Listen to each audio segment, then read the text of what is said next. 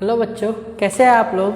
आप लोगों को स्वागत है हमारे चाणक्य एकेडमी यूट्यूब चैनल में। बच्चों, पिछले वीडियो में हम लोग क्लास 10th की भौतिकी की पार्ट 1 और पार्ट 2 कर चुके हैं। अब जो हम करने जा रहे हैं वो तीसरा पार्ट है। कौन सा पार्ट है?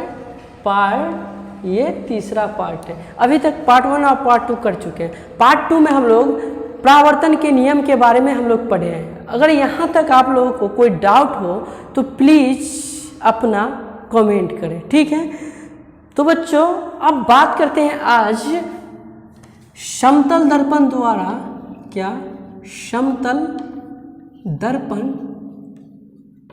द्वारा प्रतिबिंब का बनना, ठीक है। प्रतिबिंब बनना ही लिख देते, ठीक है। मतलब समतल दर्पण द्वारा प्रतिबिंब कैसे निर्माण होता है, समतल दर्पण द्वारा प्रतिबिंब का कैसे निर्माण होता है, ठीक है। तो बच्चों, एक बात बताओ कि प्रतिबिंब किसे कहते हैं। वो आप लोगों को पता है प्रतिबिंब किसे कहते हैं? अगर आप लोगों से पूछ दिया जाए कि प्रतिबिंब किसे कहते हैं तो क्या जवाब दोगे? प्रतिबिंब मतलब प्रतिबिंब किसे कहते हैं? इमेज। अगर पता है तो कमेंट करें, ठीक है। प्रतिबिंब किसे कहते हैं? क्या होती है प्रतिबिंब को हम लोग परिभाषित ऐसे कर सकते हैं, किसी बिंदु स्रोत से आती प्रकाश की किरणें किसी बिंदु स्रोत से आती प्रकाश की किरणें दर्पण से परावर्तन के बाद क्या होती है कि मिलती हुई प्रतीत होती है या आती हुई प्रतीत होती है। क्या मिलती हुई प्रतीत होती है या आती हुई प्रतीत होती है? कहाँ पे? किसी एक बिंदु पे, ठीक है। उसे हम क्या करते हैं? प्रतिबिंब कहते हैं, ठीक है। प्रतिबिंब का परिभाषा क्लियर है। अब प्रतिबिंब कितने तरह की होती है बच्चों? प्रतिबिंब जो होती है दो तरह की होती है। कौन कौन प्रतिबिंब होती है? एक जो होती है वास्तविक प्रतिबिंब,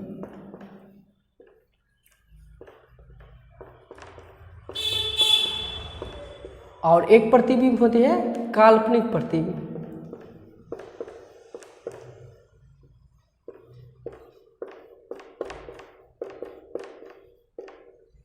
इसका दूसरा नाम है आभासी प्रतिबिंब,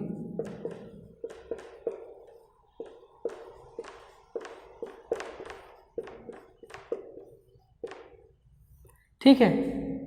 एक है आभासी प्रतिबिंब। अब आप लोगों से पूछ दे कि वास्तविक प्रतिबिंब किसे कहते हैं? इंग्लिश में इसको कहते हैं रियल इमेज, ठीक है। और इसको इंग्लिश में कहते हैं वर्चुअल इमेज। इंग्लिश नाम भी लिख लो, ठीक है, ठीक है। इसे कहते हैं वास्तविक प्रतिबिंब किसे कहते हैं? एक मिनट, बन रहा है, ठीक है। अब वास्तविक प्रतिबिंब किसे कहते हैं? वास्तविक प्रतिबिंब को ऐसे डिफाइन कर सकते हैं, किसी बिंदु स्रोत से आती प्रकाश की किरणें दर्पण से परावर्तन के बाद किसी बिंदु पर वास्तव में काटती है। क्या? वास्तव में काटती है, उसे हम वास्तविक प्रतिबिंब कहते हैं। वास्तविक प्रतिबिंब को क्या करते हैं? पर्दे पे प्राप्त किया जा सकता है, ठीक है। काल्पनिक प्रतिबिंब किसे कहते हैं? काल्पनिक प्रतिबिंब उसे कहते हैं किसी बिंदु स्रोत से आती प्रकाश की किरणें दर्पण से परावर्तन के बाद मिलती हुई प्रतीत होती है या आती हुई प्रतीत होती है। उसे क्या कहते हैं? आभासी प्रतिबिंब। इसे क्या कहते हैं? पर्दे पे हम लोग प्राप्त नहीं कर सकते। ये जो होती है काल्पनिक प्रतिबिंब, हमेशा इसे क्या कहते हैं? टूटी लाइन से दिखाते हैं। काल्पनिक प्रतिबिंब को हमेशा क्या करते हैं? टूटी हुई रेखा से दिखाते हैं, ठीक है। यहाँ तक वास्तविक और काल्पनिक प्रतिबिंब समझ में आ गया। प्रतिबिंब के बारे में समझ में आ गया ना, ठीक है। इसे हम क्या करते हैं? मिटा देते हैं। अब बच्चों, यहाँ से बात करते हैं समतल दर्पण में प्रतिबिंब कैसे बनता है। वो तो क्या करते हैं? एक इमेज ले लेते हैं। क्या करते हैं? एक दर्पण ले लेते हैं, इमेज बोला गया, दर्पण ले लेते हैं। क्या करते हैं? एक दर्पण ले लेते हैं। वो कौन सा दर्पण है? समतल दर्पण है। कौन सा दर्पण है? समतल दर्पण है। ठीक है, ये कौन सा दर्पण है? समतल दर्पण, समतल दर्पण। ठीक है, आप लोग पेंसिल से बनाना डायग्राम। ठीक है, ये क्या है? समतल दर्पण है। समतल दर्पण कैसा होता है कि आप घर में जो शीशा देखते हैं ना, वही शीशा समतल दर्पण होती है। जो आईना में मुंह देखते हैं, शरीर देखते हैं, ठीक है, वो समतल दर्पण में। ठीक है, इससे क्या करना है? प्रतिबिंब बनाना। मतलब कैसे निर्माण होता है समतल दर्पण में, प्रतिबिंब का निर्माण कैसे होता है? तो क्या करते हैं कि किसी एक बिंदु स्रोत से क्या करते हैं? प्रकाश की किरण निकालते हैं। क्या बताए थे परिभाषा कि किसी बिंदु सतह से आती प्रकाश की किरणें दर्पण से परावर्तन के बाद मिलती है या मिलती हुई प्रतीत होती है, ऐसा बताए थे। तो देखो ये क्या है कि एक बिंदु स्रोत है, यहाँ से क्या हो रही है कि प्रकाश जो है चारों तरफ निकल के फैल रही। प्रकाश निकलेगी तो एक जगह से थोड़ी ना निकलेगी, ये जो निकलेगी तो ऐसे करके फैलेगी सब तरफ, तो यहाँ से प्रकाश सब तरफ फैलेगी। तो यहाँ से क्या करते हैं कि मतलब किरण को ऐसे करके दर्पण पे आकर के पड़ती है। एक किरण क्या करती है? ऐसे आकर के दर्पण पे पड़ती है। ये जो आ रही है उसे हम क्या कहते हैं? आप लोगों को पता है, आपतित किरण बोलते हैं। पिछले वीडियो में देखे होंगे, आपतित किरण इसको बोलते हैं। जहाँ पे आपतित किरण आती है, जिस बिंदु पे टकराती है, उसे क्या बोलते हैं? आपतन बिंदु। पिछले वीडियो में देखे थे। ठीक है, आपतन बिंदु पे से क्या करते हैं? एक लंब खींचते हैं। क्या करते हैं? एक लंब खींचते हैं। लंब ऐसे करके क्या करते हैं? सीध में लंब खींचते हैं। उस लंब को उसको क्या कहते हैं? अभिलंब बोलते हैं। क्या बोलते हैं? अभिलंब बोलते हैं। इंग्लिश में इसे नॉर्मल कहते हैं। ठीक है, अब आपतित किरण और ये जो नॉर्मल अभिलंब मिल करके कोण बनाती है। उस कोण का नाम क्या है? उस कोण का नाम क्या है? पिछले वीडियो में आप लोगों को हम बताए थे। अगर नाम पता है तो कमेंट करें। ठीक है, ये जो है आपतन कोण है। ठीक है, यहाँ से क्या करते हैं? जो जितना डिग्री कोण बना करके आपतन कोण आती है, नॉर्मल से उतना ही कोण आप क्या कहते हैं? परावर्तन कोण, परावर्तित किरण जाती है तो ये क्या करेगी? ऐसे ही क्या होगी? जितना डिग्री ये बना के आई, उतना ही डिग्री ये बना करके क्या होगी? रिफ्लेक्ट होके जाएगी। इसको क्या बोलते हैं? इसको ये जो एंगल है, इस कोण का एंगल को क्या बोलते हैं? आर से सूचित करते हैं। हाँ, परावर्तन कोण बोलते हैं इसको, इसे आर से लिखते हैं। तो इस केस में क्या है कि जितना आई कोण बनाएगा उतना आर भी कोण बनाएगा, जितना आई कोण बनाएगा उतना आर भी कोण बनाएगा। ठीक है, अब एक बात करते हैं बच्चों कि एक जो होता है, एक किरण ऐसे करके ले लिए, ये सब किरण को क्या करते हैं? मिटा देते हैं। ठीक है, एक किरण जो है ऐसे करके ले लिए। एक किरण और लेना है। क्या लेना है कि समतल दर्पण पे लंबवत किरण लेंगे। कैसा किरण लेंगे? लंबवत, मतलब सीधे लंबवत। तो इससे पूरे सीधे लंबवत किरण जो आएगी, सीधे ऐसे जो लंबवत किरण आएगी तो कैसे आएगी? ऐसे आई लंबवत किरण सीधे पड़ा। तो लंबवत किरण सीधे आ रही है किस पे? समतल दर्पण पे पड़ रही है। ठीक है, समतल दर्पण पे क्या हो रहा है कि लंबवत किरण आकर के क्या हो रही है कि पड़ रही है। एक मिनट, समतल दर्पण पे आकर के लंबवत किरण पड़ी। ठीक है, पड़ने के बाद क्या होगा? जहां पे पड़ती है वहां से हम लोग नॉर्मल खींचते हैं, तो इसका अभिलंब कैसे जाएगा? इसी लाइन पे जाएगा। इसका अभिलंब कैसे जाएगा? ऐसे ही जाएगा। जाएगा कि नहीं जाएगा? हाँ, तो ये अभिलंब इसी लाइन पे जाएगा, मतलब अभिलंब जो होगा इसका इसी लाइन पे होगा। अब बताओ, ये जो कोण रिफ्लेक्ट होगी, जो ऐसे जाती थी, रिटर्न हो गया दर्पण पे पड़ने के बाद क्या होता था? रिफ्लेक्ट होके जाती थी। ये जो कितना डिग्री का कोण बना करके आ रही है?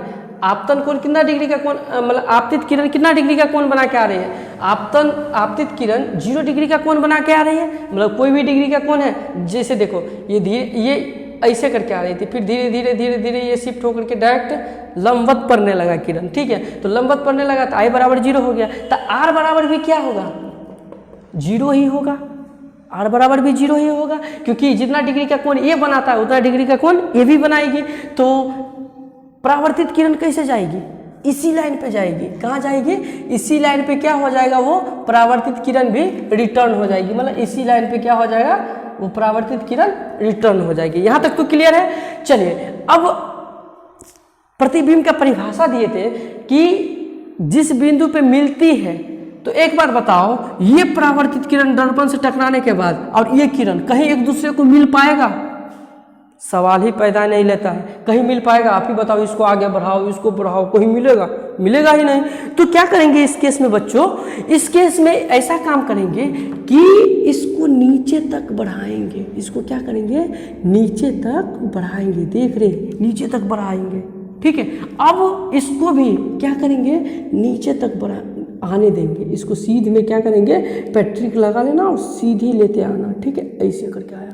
अब बताओ, यहाँ पे आकर के मिला, हम लोग मतलब मान के चले, मतलब अपने दिमाग में सोचे, कल्पना किए, अगर इसको ऐसे बढ़ाए, इसको ऐसे बढ़ाए तो क्या होगा? एक दूसरे को क्या होगा? काट देगा। यहाँ पे आके मिला, तो इस केस में बताओ, यहाँ पे आके मिला तो ये क्या हो गया? प्रतिबिंब हो गया। क्या हो गया? ये कौन चीज हो गया? प्रतिबिंब हो गया। ये क्या हो गया? प्रतिबिंब। किसका? ये यहाँ से लेके यहाँ तक मान के चलो कोई वस्तु होगा, इसका नाम क्या है? ये क्या है? वस्तु है। और ये क्या हो गया? प्रतिबिंब। देखो बहुत अच्छा वाली बात है कि ये प्रतिबिंब का जितना बड़ा आकार है उतना ही बड़ा क्या है? मतलब जितना बड़ा वस्तु का आकार है उतना ही बड़ा प्रतिबिंब का आकार है। तो क्या हो रहा है? वस्तु का आकार बराबर किसका आकार? प्रतिबिंब का आकार। ये बहुत अच्छा पॉइंट है, आप लोगों से पूछ देगा परीक्षा में, प्रतिबिंब का आकार।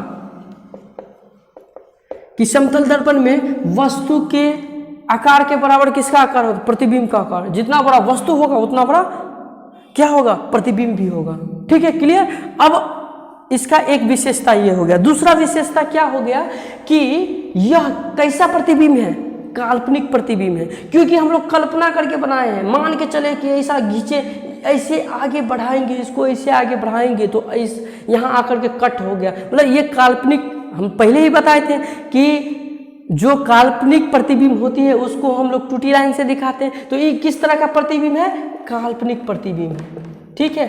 क्लियर? ये किस तरह का प्रतिबिंब है? काल्पनिक प्रतिबिंब है। और इसमें क्या एक विशेषता है कि यह जो होती है ना, पार्श्विक रूप से क्या होती है? उल्टा होती है। आप लोगों को कैसे पता है कि पार्श्विक रूप से उल्टा का मतलब कौन सा प्रतिबिंब हो गया? पार्श्विक रूप से उल्टा मतलब क्या? आप अपने घर के जो आईने हैं, आईने के पास जाकर के खड़े हो जाओ, वहां देखना कि जितना बड़ा तुम्हारा हाइट है उतना ही बड़ा उसमें प्रतिबिंब का भी हाइट होगा, ठीक है। ये तो हो गया। दूसरा, पार्श्विक रूप से उल्टा कैसे होती है कि आप बायां हाथ ऐसे करके उठाओगे तो उसमें लगेगा कि दायां हाथ उठा, मतलब उल्टा लगेगा, जैसे लगेगा कि हम दूसरा हाथ उठा रहे हैं, ठीक है। ऐसा प्रतीत होता है, तो उसी को हम क्या बोलते हैं? पार्श्विक रूप से उल्टा। यहाँ तक तो क्लियर है। एक विशेषता, दो विशेषता, वो तीसरा विशेषता हो गया। इसके बाद क्या होता है कि इसमें जहाँ मतलब जिस जगह पे वस्तु की जगह, मतलब वस्तु जहाँ रखा है उसी के जस्ट नीचे क्या हो रहा है कि वो भी बन रहा है, प्रतिबिंब भी बन रहा है, ठीक है, वो भी हो गया। इसके बाद और क्या विशेषता है? इसका और क्या विशेषता हो सकता है? ठीक है, जो इसके बाद जो विशेषता है आप कमेंट में लिखें, ठीक है। इसके बाद बताएंगे अगला विशेषता क्या, ठीक है। आप लोग कमेंट में बताएं कि क्या क्या विशेषता होती है, किसका समतल दर्पण में प्रतिबिंब बनाते हैं उसका क्या क्या विशेषता होती है। तो बच्चों यहाँ तक हम इसको आज क्या करते हैं? क्लियर करते हैं। इसको यहाँ क्या करते हैं? मिटा देते हैं। इससे आगे हम बढ़ते हैं अब, ठीक है। तो समतल दर्पण में प्रतिबिंब कैसे बना वो समझ में आया आप लोगों को? समझ में आ गया तो प्लीज लाइक करें, ठीक है। चलो बच्चों, अब बात करते हैं गोलीय दर्पण की। किसकी? गोलीय दर्पण। ये बहुत ही अच्छी बात है, गोलीय दर्पण, ठीक है। गोलीय दर्पण अगर आप लोगों से पूछ दिया जाए तो किसे कहते हैं, तो देखो गोलीय दर्पण किसे कहते हैं वो एक बार समझ लो, एक बात समझ लो। ये क्या है?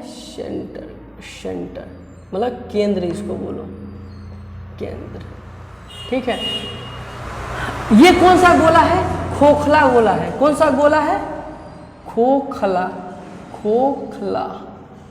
ठीक है, ये कौन सा गोला है? खोखला गोला है। ठीक है, तो अगर आप लोगों से पूछ दिया जाए कि गोलीय दर्पण किसे कहते हैं, तो गोलीय दर्पण का परिभाषा बहुत ही सिंपल है। गोलीय दर्पण खोखले गोले का एक गोलीय दर्पण खोखले गोले का एक भाग होती है, टूटी हुई एक भाग होती है। तो ये क्या है? खोखला गोला, इसका एक भाग। तो ऐसे करके हम एक भाग क्या करेंगे, यहाँ से क्या करेंगे, एक भाग कट कर लेंगे, यहाँ से एक भाग कट कर लेंगे। कट करने के बाद ऐसा प्राप्त हो जाएगा, ऐसा प्राप्त होगा। ठीक है, ये हो गया क्या? गोलीय दर्पण हो गया। कौन सा दर्पण हो गया? गोलीय दर्पण। इसको क्या करते हैं? बाहर से रजित करते हैं, बाहर से रजित करते हैं, पॉलिश करते हैं या क्या करते हैं? पेंट करते हैं। ठीक है, इसको रजतित बोलो या पॉलिश बोलो या पेंट बोलो, जो भी बोलो। ठीक है, ये हो गया रजतित करते हैं, रजतित कर दिया। रजतित करने के बाद जिसको बाहर से, एक तो ठीक है कि बाहर से रजतित कर दिया, सेम ऐसे ही है ये। और इसको हम क्या कर दिए कि इधर से रजतित कर दिए, मतलब क्या कहते हैं? अंदर से पॉलिश कर दिए। ठीक है, अंदर से क्या कर दिए? इसको पॉलिश कर दिए। तो जिसको हम बाहर से, मतलब उभरा हुआ, ये जो उभरा हुआ भाग है ऐसे करके, तो उभरा हुआ भाग को पॉलिश करते हैं, वो होता है क्या? अवतल दर्पण। समझो, बहुत इंपॉर्टेंट बात है। ये क्या हो गया? उत्तल दर्पण, उत्तल दर्पण। ठीक है, अगर आपसे पूछ दे कि अवतल दर्पण का और उत्तल दर्पण का निर्माण कैसे होता है, तो क्या है कि गोलीय दर्पण के उभरे हुए पार्ट को, उभरे हुए सतह को, ये उभरा हुआ सतह है, उभरा हुआ सतह को क्या करते हैं? पॉलिश कर देने पे अवतल दर्पण का निर्माण होता है, और धंसा हुआ सतह को पॉलिश कर देने पे उत्तल दर्पण का निर्माण होता है। क्लियर? अब ये जो है, ये जो बिना पेंट किया हुआ भाग है, वो कौन सा भाग है? परावर्तन। ठीक है, परावर्तक लिख लो, परावर्तक सतह। क्या है? परावर्तक सतह। ये हो गया इसका क्या? परावर्तक सतह। जिधर से मुंह देखेंगे वो हो जाएगा क्या? परावर्तक सतह। और ये जो है इधर का कौन सा भाग है? ये भी हो गया इसका क्या? परावर्तक सतह। ठीक है, तो आप लोगों से अगर पूछ दिया जाए कि अवतल दर्पण किसे कहते हैं, तो बहुत ही सिंपल परिभाषा है अवतल दर्पण का, जिसका परावर्तक सतह धंसा हुआ है, अंदर की ओर धंसा हुआ है। ये किधर धंसा हुआ है? अंदर की ओर धंसा है, धंसा है, अंदर की ओर धंसा है, अंदर की ओर धंसा हुआ है। ठीक है, तो उसे हम क्या कहते हैं? अंदर की ओर धंसा हुआ है, उसे हम क्या कहते हैं? अवतल दर्पण। जिसका परावर्तक सतह अंदर की ओर धंसा हुआ हो, उसे अवतल दर्पण कहते हैं। उत्तल दर्पण किसे कहते हैं? जिसका परावर्तक सतह बाहर की ओर उभरा हुआ है, जिसका परावर्तक सतह बाहर की ओर उभरा हुआ है, उसे हम क्या कहते हैं? अवतल दर्पण कहते हैं। ठीक है, ये कई तरह का होता है, मेनली हमको यही दोनों पढ़ना है। ठीक है, सिलेबस में। तो यहाँ तक आप लोगों को क्लियर है? चलिए, अब इससे कुछ कुछ इम्पोर्टेंट बात है, वो आप लोगों को समझना जरूरी है। ठीक है, बात करते हैं गोलीय दर्पण में ध्रुव की। किसकी? ध्रुव की। ध्रुव इंग्लिश में इसे बोलते हैं POLE, पोल। ध्रुव किसे कहते हैं? तो बहुत ही सिंपल है, गोलीय दर्पण के मध्य बिंदु को, क्या? गोलीय दर्पण के मध्य बिंदु को, गोलीय दर्पण के मध्य बिंदु को, मध्य बिंदु हो गया बीच वाले भाग को हम क्या कहते हैं? ध्रुव कहते हैं।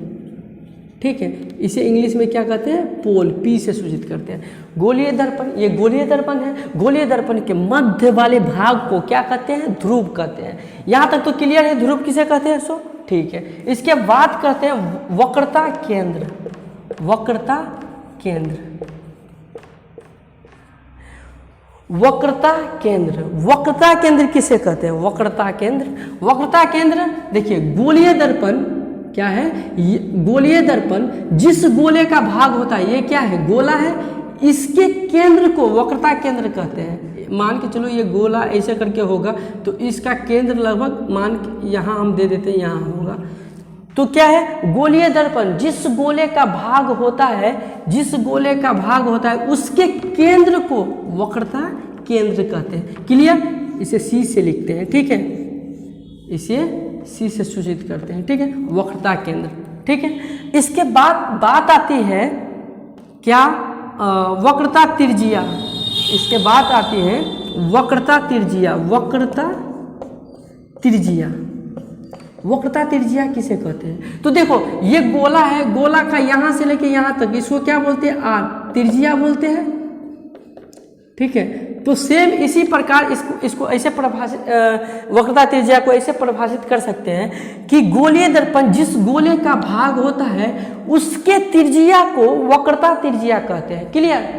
चलिए अब बात करते हैं प्रधान अक्ष की। क्या, बहुत इंपॉर्टेंट है, प्रधान अक्ष, या इसका दूसरा नाम है मुख्य अक्ष, मुख्य अक्ष, ठीक है। प्रधान अक्ष किसे कहते हैं, मुख्य अक्ष किसे कहते हैं? क्या है कि ध्रुव और वक्रता केंद्र के बीच खींचे गए सरल रेखा को, ध्रुव और वक्रता केंद्र के बीच खींचे गए सरल रेखा को, पूरे सीधे रेखों को हम क्या कहते हैं, प्रधान अक्ष कहते हैं। क्या कहते हैं, प्रधान अक्ष कहते हैं या मुख्य अक्ष कहते हैं। दोनों को प्रधान कहो या मुख्य अक्ष को, एक ही बात है, ठीक है। तो प्रधान अक्ष किसे कहते हैं, वक्रता केंद्र और ध्रुव के बीच जो सरल मिलाने वाली जो सरल रेखा है उसे हम क्या कहते हैं, प्रधान अक्ष कहते हैं। क्लियर यहाँ तक।